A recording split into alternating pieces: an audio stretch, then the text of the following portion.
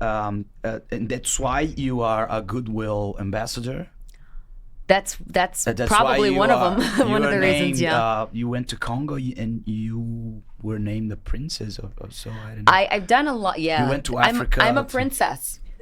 You're everything. Really? You're almost everything. You're Almost. singer, dancer, I'm almost princess. Brazilian. I'm almost Brazilian. More Brazilian than me. Yes. That's okay. We'll work on that. Yeah, no, I have these titles, and I worked with the refugee agency. We have a mission tomorrow. We're going to go to I didn't want to come to Brazil and not do what I... Where are you going? Not do what I do. We're going to a women and children's center, and then we're working with some Congolese refugees that had, were brought, that came here to start their life new, and they're like these incredible chefs. But I'm excited about the Women and Children's Center, so I want to make sure that I also highlight, Brazil, not just for the music and the stuff that I'm eating and wearing and the kids, but also like the community, and make sure that I do my job and why I'm here and stay consistent. So that's where the UN flying in.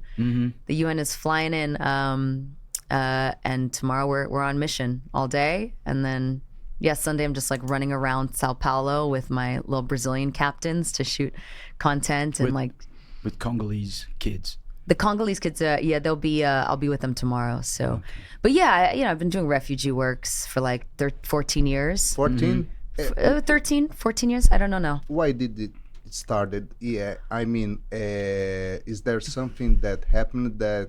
Lot happened. Yeah.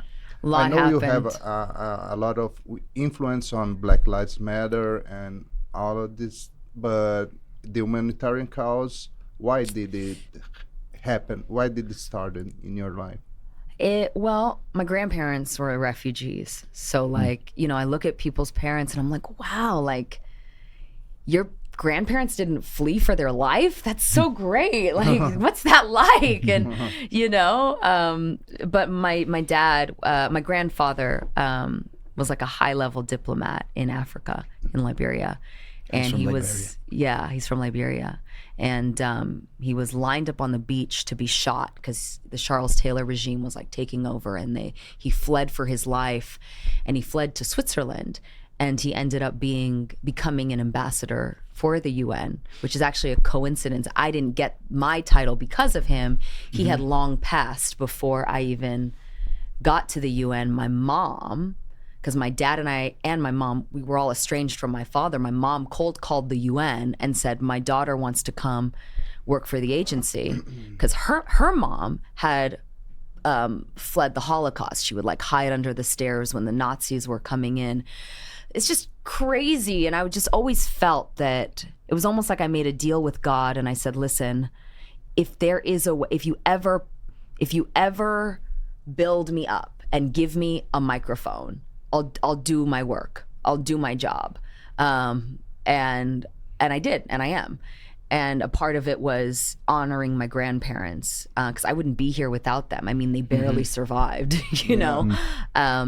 So I liked, I'm not a refugee, but I'm 1 degree away from being one. And every day with what's happening in the world, I could be a refugee tomorrow. There's just, I looked at my friends in Ukraine, and I look at, my friends in Lebanon right now, and I have my cousins in Israel. It's just like at any moment it could happen to me. That's why it's like so important that I keep doing the work, because I don't believe that what happens to someone else couldn't happen to me, because I know loss. I know the feeling of losing what represents home for you in the deepest ways. So, I want to stand behind what I believe is the right thing to do.